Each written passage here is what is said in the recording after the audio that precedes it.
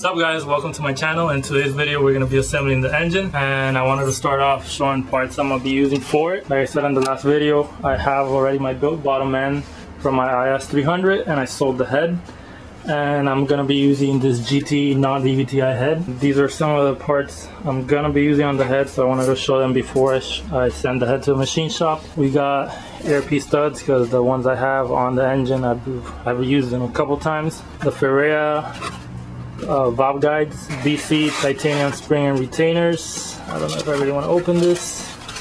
They're kind of wrapped well.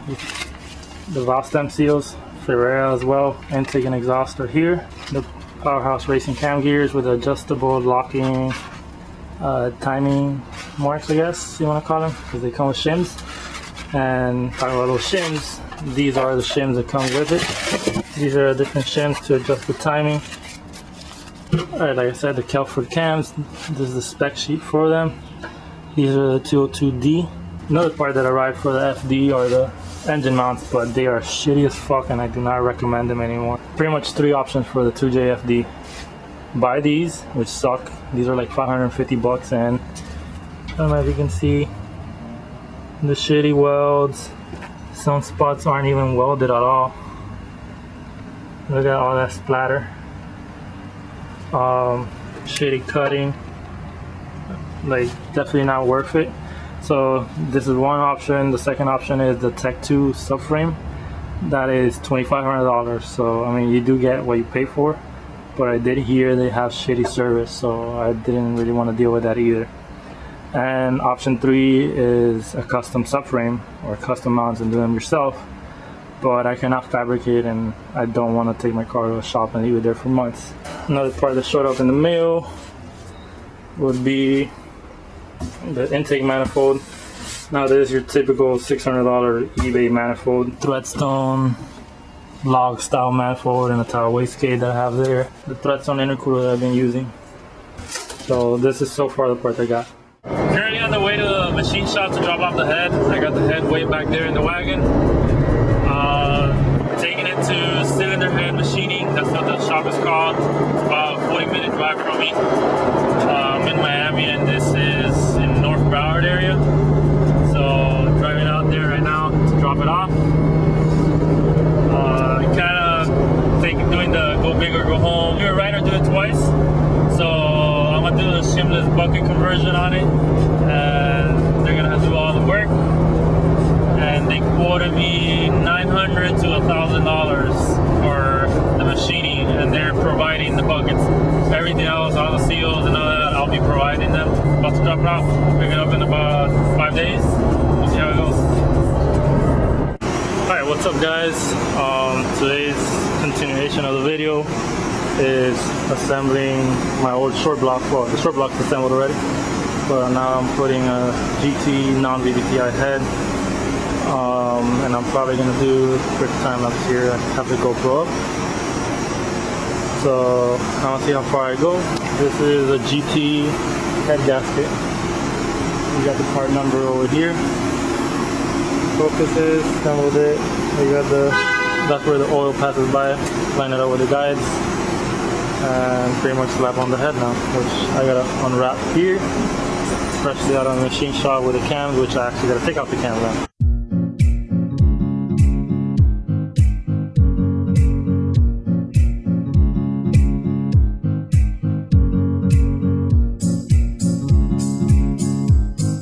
I unbolted the cams already. You gotta do them slowly and carefully and evenly, because if not, the pressure from the springs is gonna snap the cam in half, and cams are like 900 bucks. So we'll do it evenly. I did that already, both of them.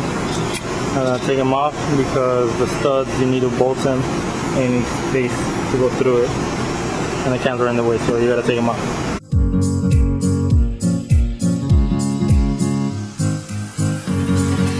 Got the cams off.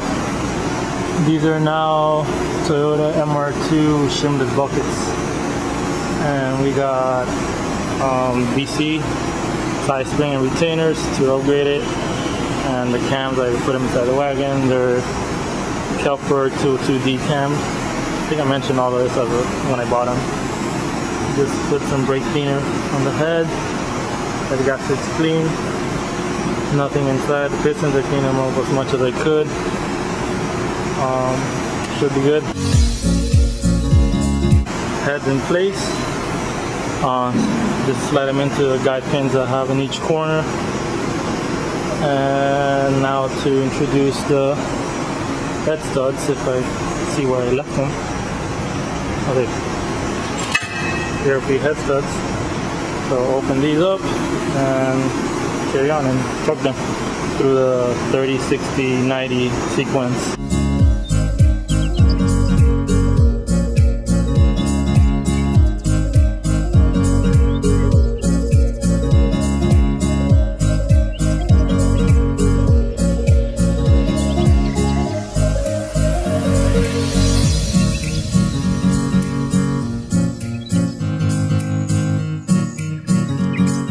Studs are in, the washer and the nut. Found the sequence order for the studs. Number them, that way I don't get them mixed up while I do them. Now to torque them 30s and 60s and 90, and then I'll let it.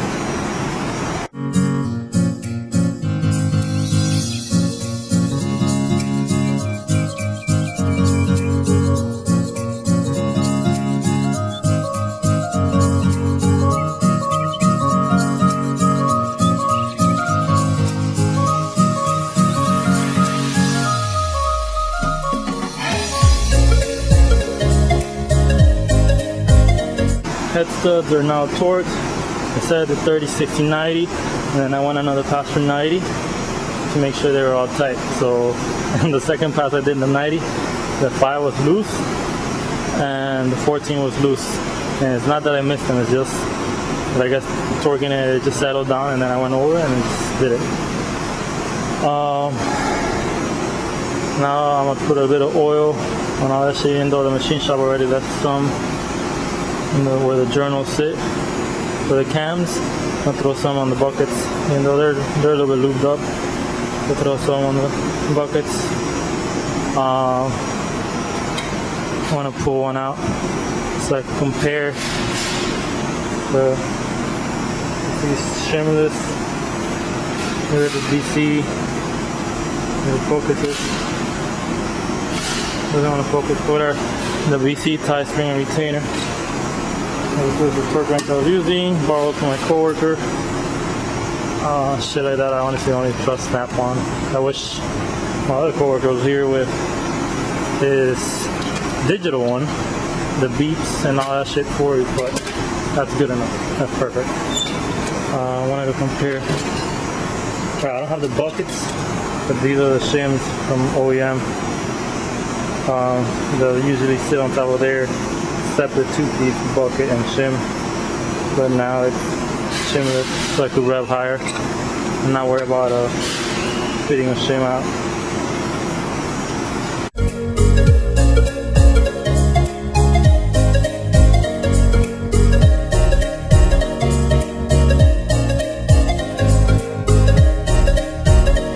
Cams mounted, the Kelford 202Ds. I don't know why this camera's been having a hard time focusing. Oh, manual focus. There you go. The 202D cams, intake, exhaust, and now to put the caps. They have their specific order. They have it engraved. Intake 1 through 7, exhaust 1 through 7, and they have an arrow facing to the front.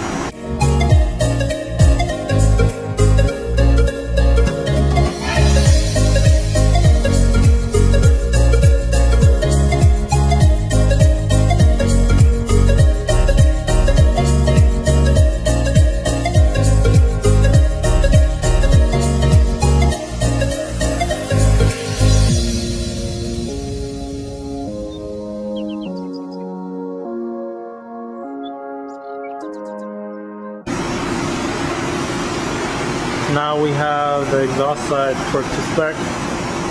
Like I said, they're numbered and have a direction. And exhaust torqued to spec. Now to move into the exhaust. For now I have them, since I have no timing marks on them, I have the the guide pin mostly towards the front, and then the crank, I lower the pistons a little bit so they don't contact each other. So far so good. After that I gotta do the water pump.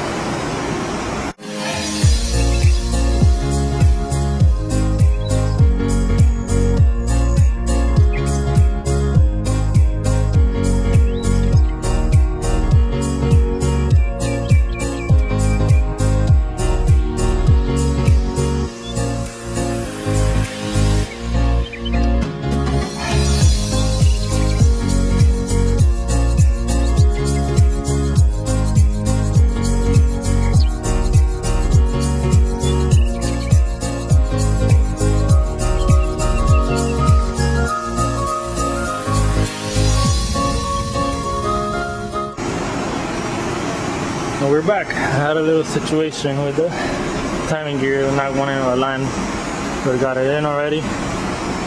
Now I'm gonna be putting the water pump on with the O-ring and all that. I already got the cam seals on. So put the water pump on, take out the tensioner so I could go repress it, reset it, whatever you want to call it.